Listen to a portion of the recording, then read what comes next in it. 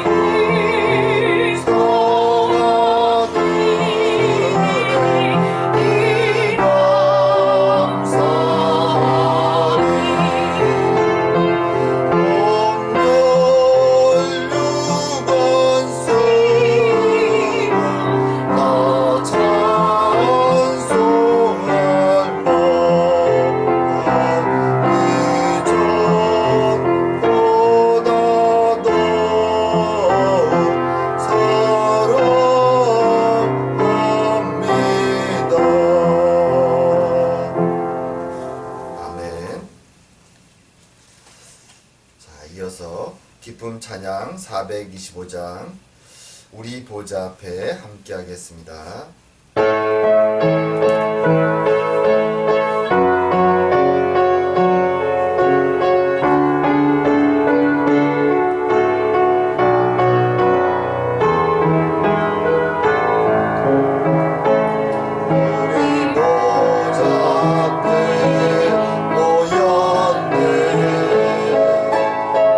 함께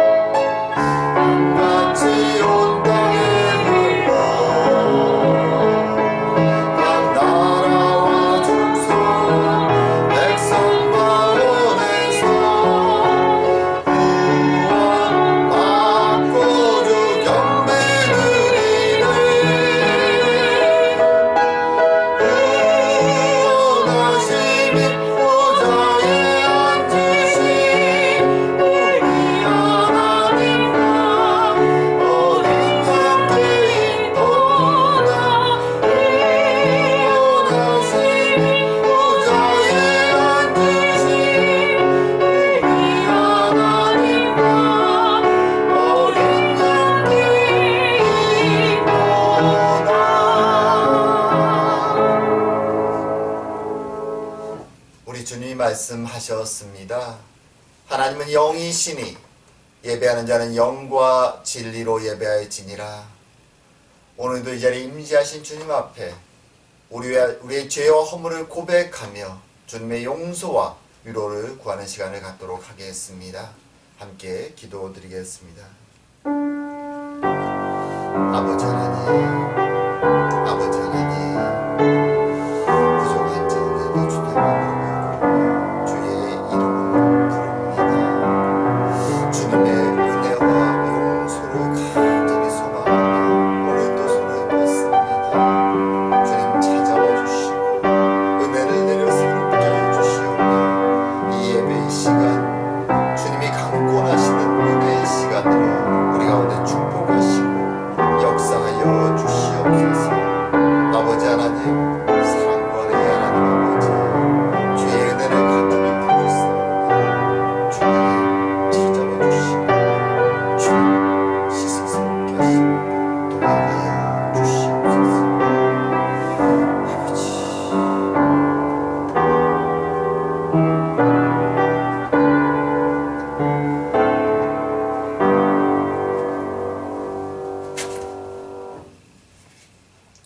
우술초로 나를 정결케 하소서. 내가 정하리이다.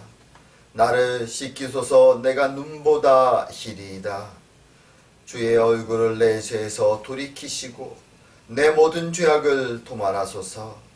하나님이여, 내 속에 정한 마음을 창조하시고 내 안에 정직한 영을 새롭게 하소서.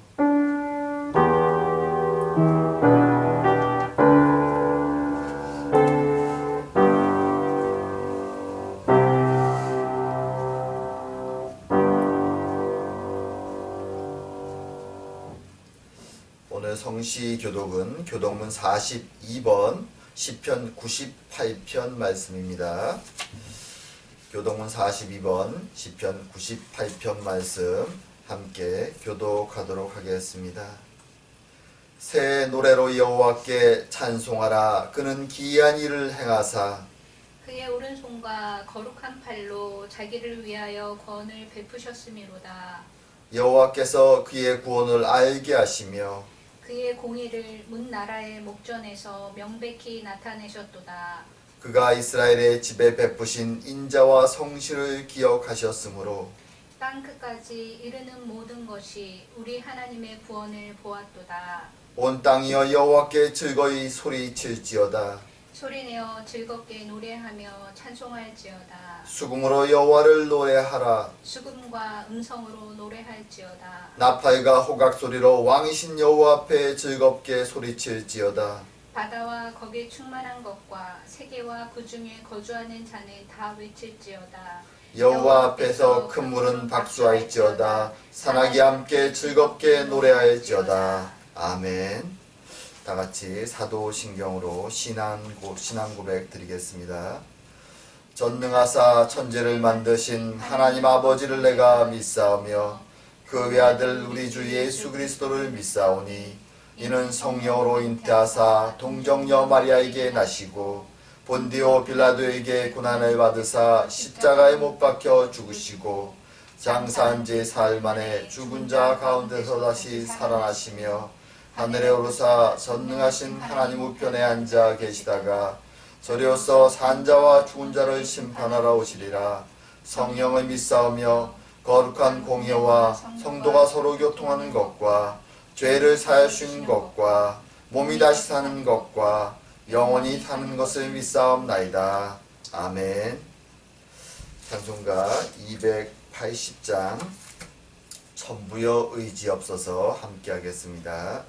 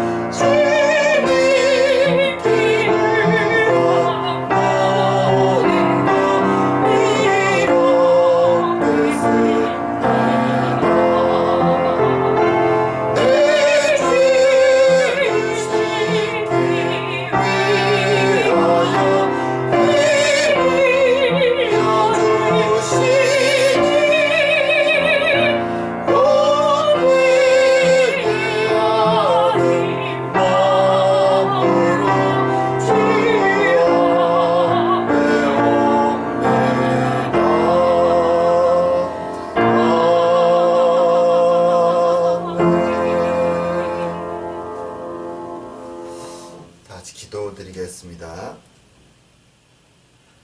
사랑권의 하나님 아버지, 하늘과 땅을 창조하시고 우리의 아버지가 되어주시며 지금 이 자리에 우리와 함께 하시니 감사하고 감사드립니다. 우리에게 생명을 주실 뿐만 아니라 독생자 예수 그리스도를 이 땅에 보내셔서 우리의 죄를 위하여 십자가에 돌아가시며 생명을 위하여 부활하게 하여 주시니 그 크신 은혜에 감사하고 감사드립니다. 또한 지금도 홀로 두지 아니하시고 성령의 은혜로 날마다 저희들을 위로하시고 격려하시며 마지막 때 이 길을 주를 따라 걸어가게 하시니 감사하고 감사드립니다. 주님은 어두운 세상 속에 저희들을 빛으로 인도하셔서 이제 빛의 자녀로서 세상의 어둠 가운데 진리를 드러내며 살아가라고 말씀하여 주셨사온데 저희들은 때때로 세상의 유혹 속에서 그 어둠의 유혹 앞에 흔들리고 넘어지고 이끌리며 마치 내가 하나님의 백성이 아니라 빛의 자녀가 아니라 잠시 없어지고 있다가 존재하다가 사라질 이 세상에 속한 자처럼 그렇게 세상의 것을 탐하며 욕심내며 살아갈 때가 얼마나 많은지 알 수 없습니다.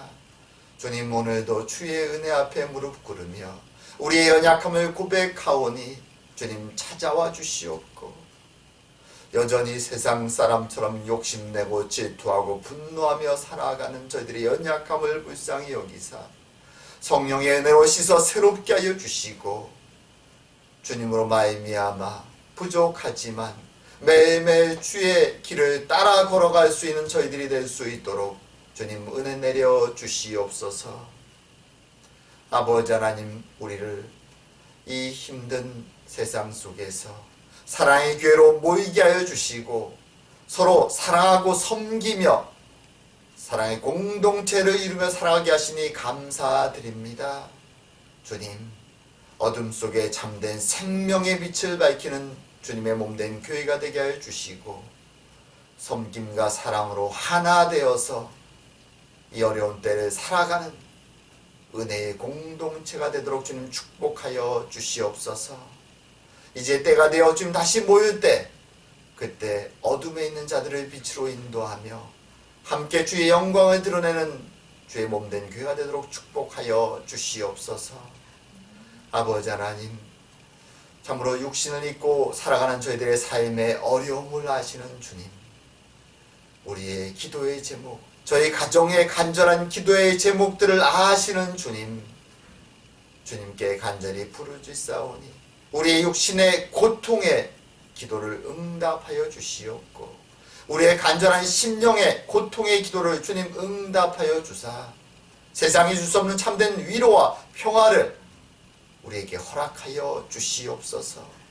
그리하여 우리의 삶이, 우리의 가정이 하나님으로 말미암아 기쁨과 감사와 찬양이 넘쳐나도록 축복하여 주시옵소서.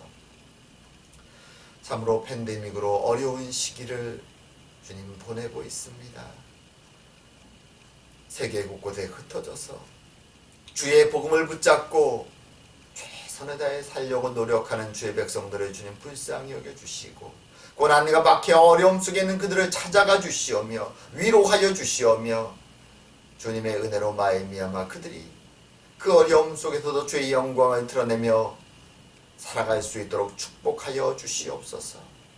또한 주의 복음을 전하고 수고하는 많은 주의 종들, 주의 백성들을 기억하사 그들의 복음에 뿌린 씨앗이 아름답게 열매 맺을 수 있도록 주님 은혜를 내려 주시옵소서. 특별히 일본 땅에서 지금까지 수고해온 최병 목사님 네 분을 기억하사 그들의 사역에 아름다운 결실이 있게 하시고 주님 그들의 가정과 그들의 삶 가운데도 주님께서 은혜로 채워 주시옵소서. 오늘도 부족한 자 말씀을 전합니다. 주님, 전하는 자나 듣는 자나 아멘 할 수 있는 은혜의 시간으로 주님 함께하여 주시옵소서. 오늘도 같이 하심을 감사드리오며 모든 말씀 예수님 이름으로 기도드립니다.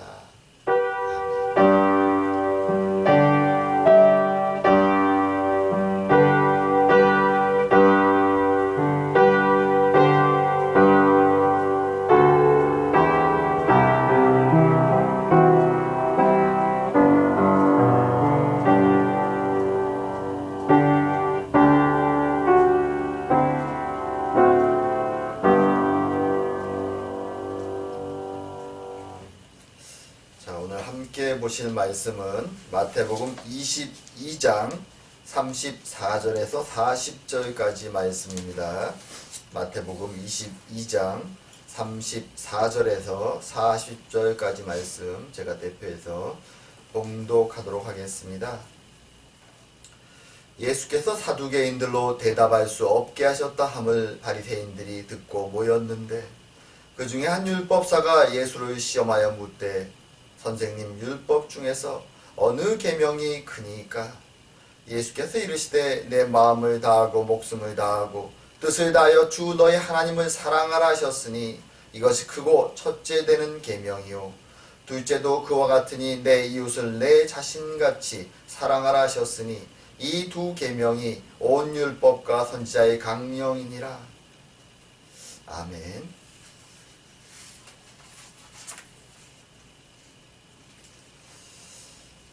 오늘 본문에서 가장 중심이 되는 단어를 꼽으라면 사랑입니다.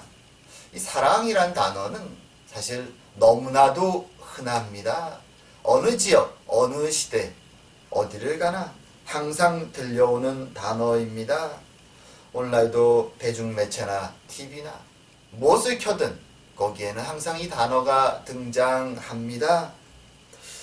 비록 어디에나 존재하지만 또 한편으로 생각해보면 지역에 따라 시대에 따라 그것을 표현하는 방식에는 여러가지 차이가 있어 왔습니다. 얼마 전에 저희 아이들과 이야기를 나누다가 그것을 다시 한번 느꼈습니다. 아이들은 한국 드라마에 대해서 이야기하면서 그렇게 얘기했습니다. 왜 한국 사람들은 연애를 하게 되면 매일매일 전화를 해야만 하고 그리고 연락이 되지 않으면 서로 의심하고 시기하고 분노하는가? 라고 말입니다. 사실 아이들이 말하는 한국식의 연애 스타일, 특별히 TV 드라마 같은 곳에 아주 많이 등장하지요.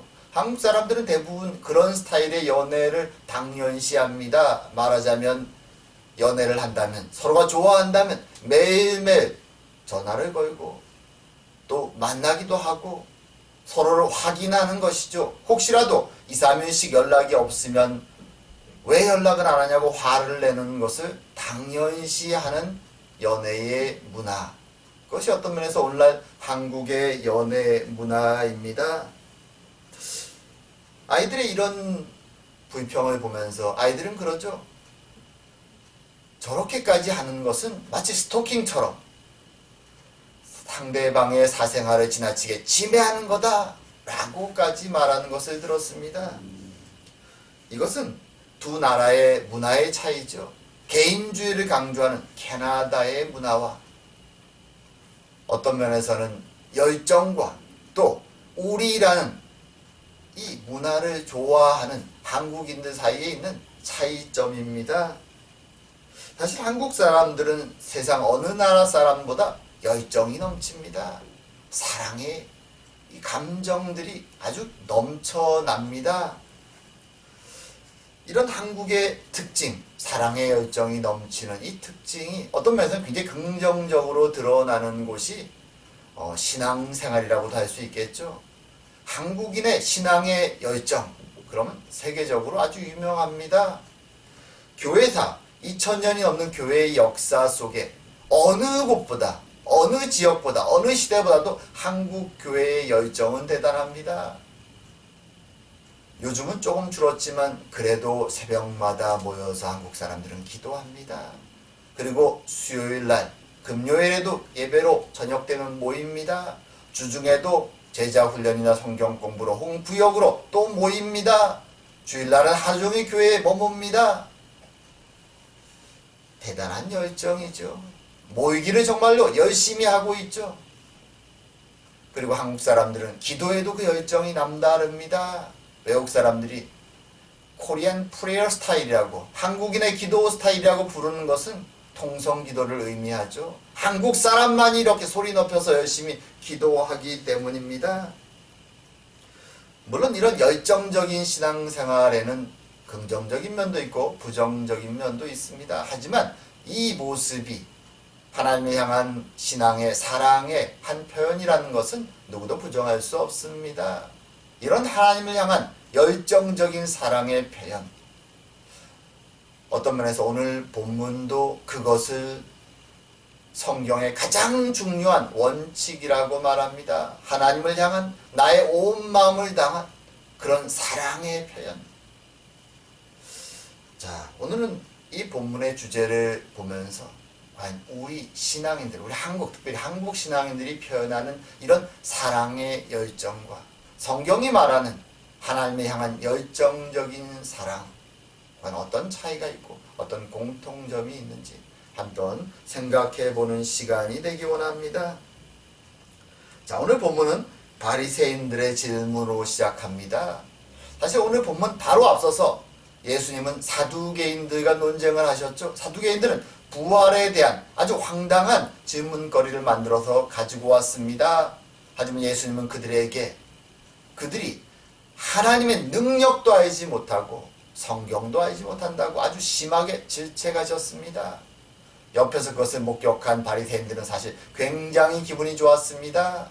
비록 사두개인들, 제사장과 이 귀족 세력이 중심이 된 소수의 엘리트 집단, 이 사두개파와 지금 바리새인, 율법주의자들, 이 바리새이파가 예수님을 대적하는 것에는 한 마음으로 지금 모였지만 실제로 이 두 파는 사이가 좋지 않습니다. 서로 신학적으로 많은 차이가 있습니다. 그런데 바리새인들이 항상 주장해왔던 이 부활이 없다라고 하는 주장에 대해서 예수님께서 아주 명쾌하게 신랄하게 책망하시는 모습을 보면서 속으로는 아주 신이 났습니다. 그리고 이제 자신들의 차례라고 생각해서 예수님을 시험하기 위해서 예수님께 나왔습니다. 하지만 그들의 마음속에는 두 가지의 상반된 감정이 사실 있었습니다. 하나는 저렇게 성경에 대한 지혜와 능력이 뛰어난 분이구나 라는 약간의 존경과 놀라움의 마음이 있고, 또 한편으로는 자신들 바리새인들의 율법주의에 대해서 신랄하게 예수님이 그동안 비판해 오셨기에 거기에 대한 반감도 적지 않았습니다. 이렇게 이율배반적인 두 가지 감정을 가지고 그들이 예수님께 몰려 나왔을 때 대표로 한 율법사가 오늘 주님께 질문을 던집니다. 이런 질문이죠. 선생님, 율법 중에서 어느 계명이 가장 큽니까? 사실 이 질문은 시험이기도 하지만 자신들의 관심사를 질문하는 것입니다. 우리가 아는 것처럼 바리새인들은 율법을 열심히 지키는 일에 아주 열심이었죠. 특별히 포로기에서 돌아와서 이스라엘이 심판으로 멸망한 이유가 하나님의 말씀을 지키지 않은 것 때문이다 라는 생각을 했기 때문에 이 사람들은 더 열심히 율법을 지키려고 노력합니다. 그래서 율법이 규정하지 않은 그 세부적인 규칙들까지 수백 가지를 만들어서 하나하나 꼼꼼히 지켜나가려고 노력했던 자들이죠. 하지만 이렇게 세부적으로 나누어 지키려고 할 때 어려움들이 발생하는 경우가 꽤 있습니다. 어떤 때는 예외적인 상황이 발생하기도 하고, 어떤 때는 다른 율법들 사이에 충돌이 일어나는 경우들도 있습니다. 그래서 이 사람들은 마치 모범 답안을 만들시 정확하게 자신들이 답지를 적어내기 위해서 때로는 그럼 이렇게 충돌이 되는 경우 과연 어떤 율법이 더 우선시돼야 되는가? 우선순위에 대한 논쟁이 이 바리새인들 사이에 있었습니다. 답이 잘 나지가 않죠. 그래서 자신들이 평소에 고민했던 문제를 예수님께 가지고 오는 것입니다. 이 어려운 문제를 어떻게 답하나 보자 라고 생각하면서 말입니다. 예수님은 그들에게 구약의 말씀 두 군데 말씀을 인용하면서 이렇게 대답하십니다. 내 마음을 다하고 목숨을 다하고 뜻을 다하여 주 너희 하나님을 사랑하라 하셨으니 이것이 크고 첫째 되는 계명이요 둘째도 그와 같으니 내 이웃을 내 자신같이 사랑하라 하셨으니 이 두 계명이 온 율법과 선지자의 강령이니라. 사실 우리는 아주 익숙한 말씀이죠. 맨날 보던 말씀입니다. 하지만 이 말씀을 들은 바리새인들은 좀 놀랐습니다. 왜냐하면 자신들이 던진 어떤 것이 최고의 율법입니까? 가장 중요한 율법입니까? 라는 질문에 대해서 예수님은 두 가지를 한 세트로 지금 자신들 앞에 내놨기 때문입니다. 자, 하나님에 대한 사랑, 그렇죠? 한쪽은, 다른 한쪽은 이웃에 대한 사랑입니다. 이것은 각각 신명기와 레위기의 말씀을 인용한 것이기도 하지만 엄밀히 말하면 십계명의 내용들을 두 부분으로 나눈 것이죠. 1계명부터 4계명까지는 하나님을 사랑하는 것으로, 그리고 5계명부터 10계명까지는 이웃을 사랑하는 것으로 구분해서 10계명의 내용을 예수님이 요약해 주고 있는 것입니다. 자, 여기서 더 놀라운 것은 무엇인가 하면 예수님은 지금 어느 것이 최고의 율법입니까? 가장 중요한 율법입니까? 라는 대답에 이 두 가지 계명을 따로따로 두 답으로 주신 것이 아니라 이것을 하나의 세트로 연결해서 이것이 이 두 가지가 최고의 율법이다 라고 말씀하신다는 것이죠. 사실 바리새인들의 생각에 이 두 율법은 분리된 것이었습니다. 근데 주님께서는 이 두 가지를 하나님을 향한 사랑과 이웃에 대한 사랑, 위로는 하나님, 옆으로는 이웃, 이 두 가지가 하나인 것처럼 결합해서 지금 이 두 가지를 내놓고 있다라는 것입니다. 이것이 바리새인들에게는 좀 놀라운 것이었습니다. 사실 바리새인들은 정확한 답을 항상 모든 상황에 어떤 것이 먼저냐라는 답지를 가지고 있기를 원했습니다. 그래서 그들은 때로 물론 하나님에 대한 우선순위를 그들도 먼저 두죠. 그래서 내가 하나님에 대해서 일을 행하면, 이것을 우선순위로 세웠으면 다른 사람들에 대한 율법은 좀 무시해도 된다라는 생각이 있었습니다. 그래서 그들은 사실은 율법을 더 쉽게 정하기 위해서 이웃의 범위를 줄이는 일을 열심히 했습니다. 말하자면 자신들 주변에 죄인이나 율법을 잘 지키지 않는 사람들은 이웃의 범위에서 빼는 것입니다. 그래서 조건적인 사랑을 사실은 하는 것이죠. 정답의 숫자를 줄여야지만 더 쉽게 율법을 지킬 수 있기 때문에 말입니다. 하지만 그런 식으로 우선순위를 정하고 조건을 두었던 그들의 율법 준수 방식과 지금 오늘 주님이 말씀하시는 방식은 다른 것이었기에 바리새인들에게는 놀라우면서도 좀 당황스러운 답변이었습니다. 자, 여기서 우리가 예수님이 말하는 이 사랑이라는 것에 대해서, 너무나 흔한 단어지만 성경이 말하는 이 사랑이라는 것에 대해서 한번 생각해 보는 것이 필요합니다. 사랑 그러면 우리는 감정이라고 이해하죠. 감정. 그래서 내가 어떤 사람에게 사랑을 느끼면, 그 감정이 올라오면 사랑을 하고, 그 감정이 사라지면 빠빠이 하고 헤어져도 당연시되는 감정, 그런 것을 사랑이라고 많이들 이해합니다. 근데 오늘 본문을 보게 되면, 특별히 구약의 말씀을 보게 되면 사랑하라 라고 명령으로 말합니다.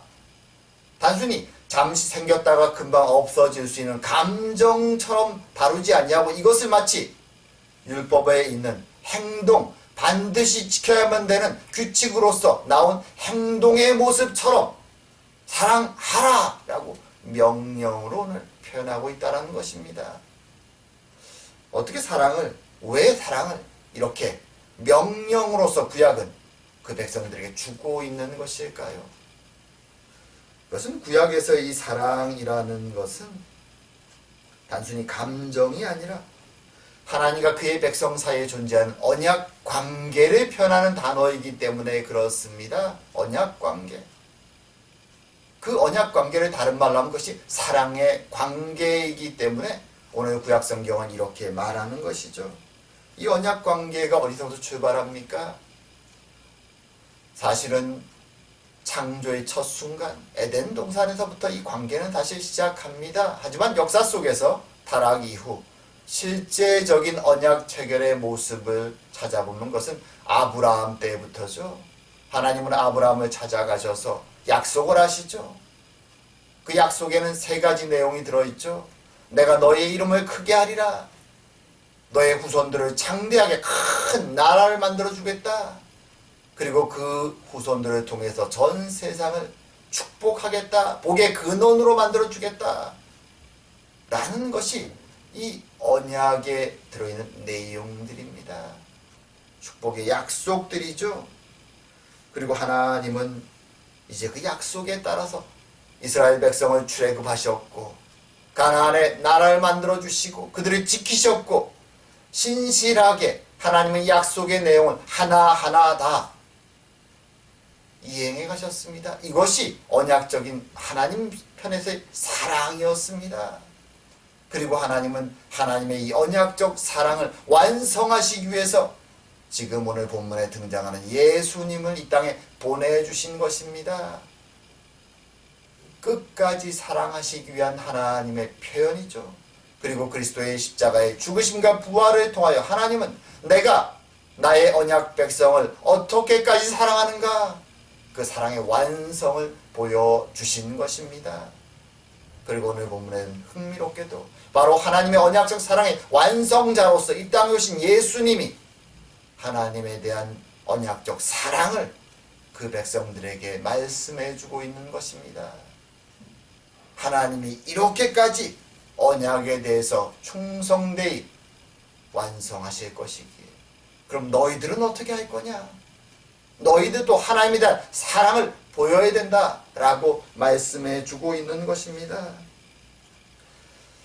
하지만 우리가 아는 것처럼 이스라엘은 하나님의 언약적 사랑에 잘 반응하지 못했습니다. 아니 반대로 하나님의 언약적 사랑을 배신하고 그들은 우상과 타락된 세상을 선택했죠. 가나안 땅에 들어와서 평화가 주어졌을 때, 축복이 주어졌을 때, 승리가 주어졌을 때 그들은 그때부터 눈을 돌려서 가나안의 타락한 문화와 우상 숭배를 사랑하기 시작합니다. 그것이 자신들의 쾌락과 자신들의 욕망을 채워주었기 때문에 그들은 그것을 선택한 것이죠. 겉으로는 예배를 드리는 척하지만 그들의 내면에는 탐욕으로 들끓었던 것입니다. 그래서 바알과 아세라를 섬기며 가나안 문화를 섬기며 한쪽으로는 하나님을 섬기는 척하지만 내면으로는 이방의 우상들을 섬기며 쾌락을 쫓으며 하나님을 버렸던 것이죠. 언약적 사랑을 배신한 것이죠. 음란을 행한 것입니다. 그래서 그들에게 내려진 것이 하나님의 심판이었고 이제 그들은 하나님의 은혜로 다시 돌아와서 이스라엘 땅에 살고 있습니다. 그리고 하나님의 언약적 사랑을 성취하실 주님이 그들 앞에 와서 이제 말씀하고 계신 것입니다. 하나님을 사랑하고 이웃을 사랑하라고 말입니다. 이 하나님에 대한 사랑은 우리가 성경을 보면 아는 것처럼 단순히 열심히 교회를 다닌다고 예배를 열심히 드린다고 이루어지는 것이 아닙니다. 우리 한국 사람들이 크게 실수하는 부분이 이 부분이죠. 나의 열심과 모든 거에 대해서 종교적인 시간에 그것을 할애합니다. 교회에 자주 갑니다. 예배를 자주 드립니다. 그런데 그런 신앙적인 시간이 끝나고 내가 나의 거처로, 나의 가정으로, 나의 직장으로, 나의 세상으로 돌아왔을 때는 하나님에 대한 사랑이 아니라 세상에 대한 사랑으로 변해도 그 두 가지의 차이를 전혀 이상하게 느끼지 못하면서 살아가는 신앙 습관이 우리들에게 있다는 것이죠. 전심을 다해서 하나님을 사랑하라는 이 말씀에는 단순히 신앙 시간, 말하자면 종교적인 예배의 시간만이 아니라 기도의 시간만이 아니라 모든 일상 속에서 하나님을 기억하고 살아가는 것이 포함되어 있는 것입니다. 그리고 이 하나님의 사랑이 자연스럽게 행위로 드러나는 부분이 무엇이냐? 그것이 바로 이웃에 대한 사랑입니다. 하나님을 사랑한다고 말하면서 이웃을 돌아보지 않는다면 그것은 사실은 엄밀하게 말한다면 하나님을 사랑하지 않는 것이죠. 많은 크리스찬들이 역사 속에서 이 실수를 범했습니다. 하나님을 사랑한다고 열심을 내서 신앙생활을 하지만 실제 삶 속에서는 이웃을 사랑하지 않고 하나님의 사랑을 마음속에 지니지 못하는 모습들이 드러나는 것이죠. 주님은 이 두 가지가 구별된 것이 아니라 하나의 세트라고 우리에게 말씀해 주는 것이죠. 분리될 수 없는 하나의 최고의 명령이라고 이것을 말씀해 주는 것입니다. 그럼 여기서 이웃이 무엇입니까? 이것은 1차적으로는 하나님이 주신 언약의 공동체입니다. 구약으로 말하면 이스라엘이고 신약으로 말하면 교회죠. 언약의 공동체. 시작점은 어디서부터 시작합니까? 나로부터 시작하는 것입니다.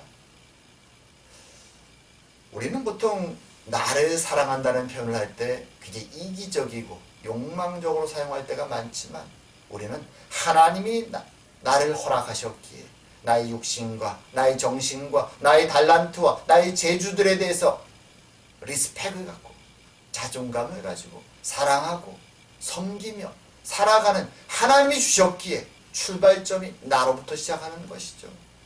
그리고 가장 작은 공동체인 나의 가정의 구성원들이 친하기 때문에 사실은 사랑하고 리스펙을 보이기가 어렵습니다. 하지만 각자를 하나님이 나에게 허락하신 하나님의 공동체임을 각 하나하나가 하나님이 주신 아름다운 지체들임을 기억하고 사랑하고 섬기는 자세가 필요한 것이죠. 가정에서조차도 말입니다. 그리고 나아가서 나의 교회 공동체, 나의 공동체 안에서 하나님의 사랑과 섬김을 나누는 것이 필요합니다. 특별히 성경은 공동체 안에서의 가장 약자들을 기억하라고 말합니다. 과와 과부와 이방인들, 보호해 줄 자가 없는 사람들, 이들을 기억하라고 말하죠. 이들에 대한 사랑을 실천하라고 말합니다. 근데 사실 우리가 우리의 공동체 안에서 이 사랑과 섬김을 실천해 나가는 것은 참 어렵습니다. 하나님을 보이지 않는 하나님에 대해서 우리가 몇 시간을 기도하고 울부짖고 사랑을 표현하는 것은 어쩌면 쉽습니다.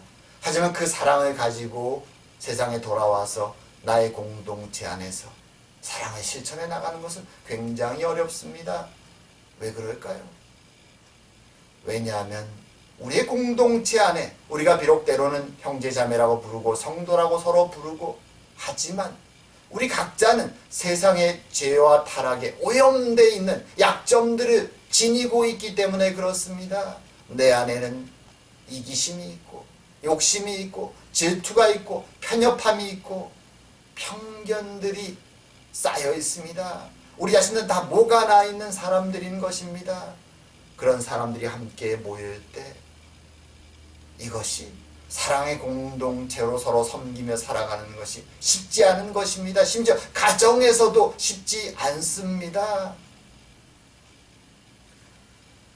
그래서 어떤 면에서 오늘 본문에 등장하는 바리새인들은 그런 이유 때문에 그 어려움을 알기 때문에 이웃의 범위를, 공동체의 범위를 어떻게든 더 좁히려고 애썼는지 모릅니다. 그래서 그들은 하나님 말씀을 잘 지키지 않는 자들을 죄인이라고 부르면서 공동체 밖으로 밀어냅니다. 너희들은 내 이웃이 아니야? 그리고 이방인들을 접하는 자들도 공동체에서 밀어냅니다. 그리고 하나님을 믿는다고 말하지만 교리적으로 혈연적으로 차이가 있었던 사마리아인들도 공동체 밖으로 밀어냅니다. 너희들은 우리의 이웃이 아니야? 어떻게든 율법을 조금은 더 쉽게 지키기 위해서 이웃의 범위를 좁히는 것이죠. 그리고 자신의 양심의 무게를 피해 보려고 하는 것이죠. 왜? 하나님의 명령을, 이웃을 섬기고 사랑하라는 이 명령을 지킬 수가 없기 때문입니다. 이것이 우리의 현실입니다. 그래서 여기에 고민이 있는 것이죠.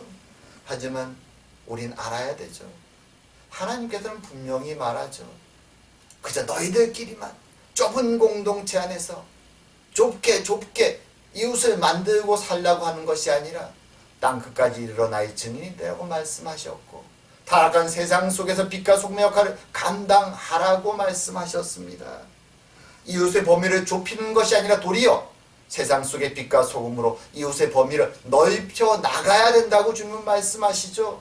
그래서 고민스러운 것입니다. 내가 감당할 수 없기에 힘든 것입니다. 하지만 분명한 것은 하나님을 사랑한다고 말할 때 그것이 이웃에 대한 사랑으로 분명히 드러나야만 되는 것이죠. 그래서 이 어려움 속에서 우리가 사실 바라볼 수 있는 것은 예수님입니다.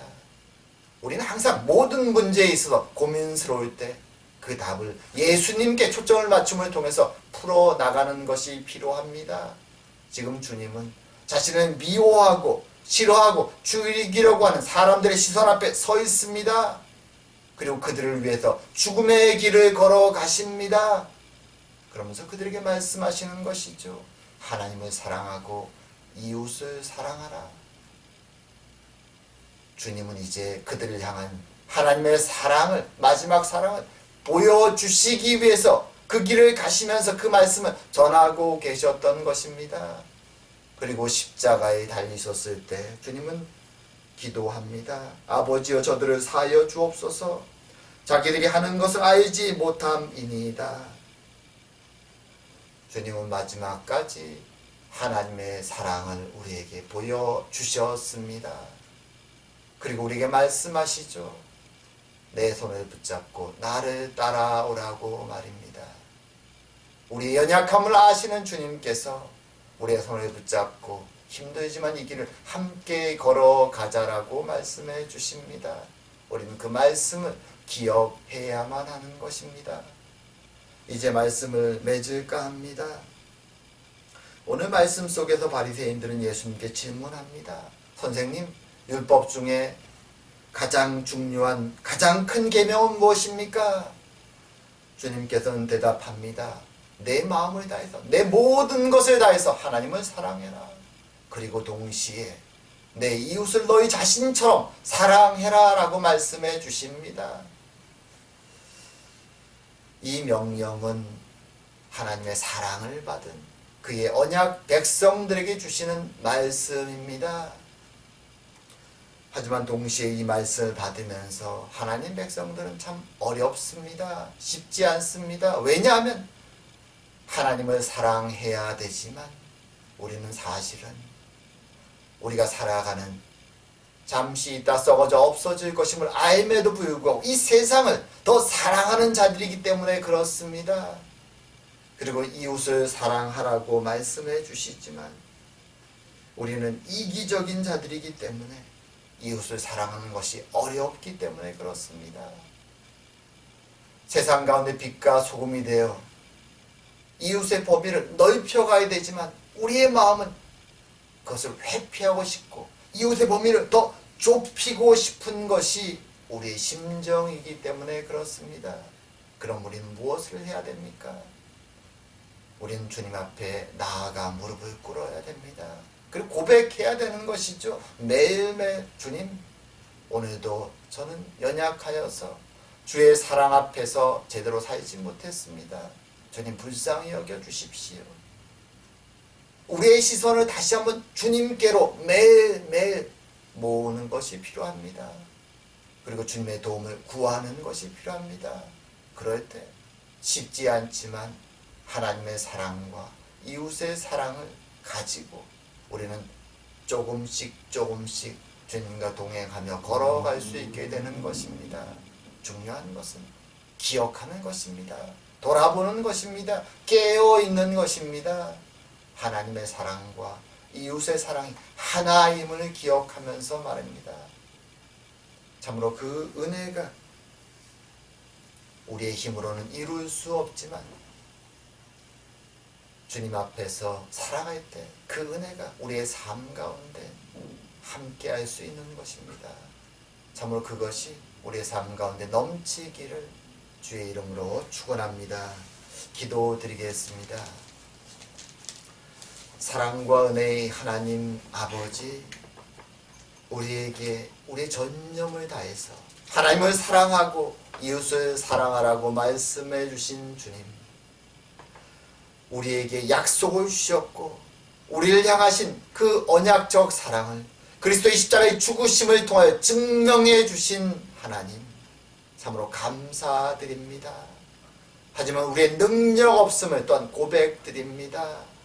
바라옵기는 우리가 깨어서 우리의 능력 없음을 매일매일 고백하게 하여 주시고, 우리의 힘으로 할 수 없는 이 사랑의 길을, 하나님을 사랑하고 이웃을 사랑하는 이 삶의 길을 주님의 능력으로 말미암아 조금씩 우리 주님을 따라 걸어갈 수 있고 행할 수 있는 자리 될 수 있도록 은혜 주시기 원합니다. 오늘도 말씀 가운데 다시 한번 우리를 돌아보게 하시고 은혜 주심을 감사드리오며 모든 말씀 예수님 이름으로 기도드립니다. 아멘.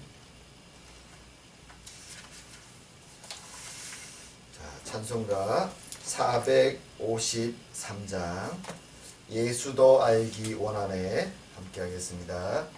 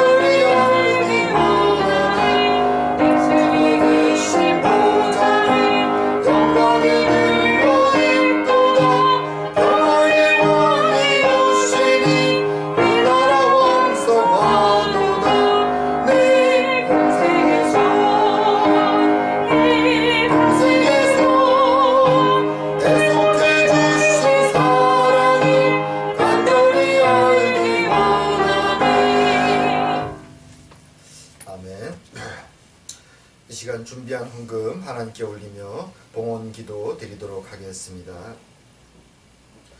사랑과 은혜의 하나님 아버지, 저희들을 사랑하시고 지키시고 인도하시는 하나님의 은혜에 감사드립니다.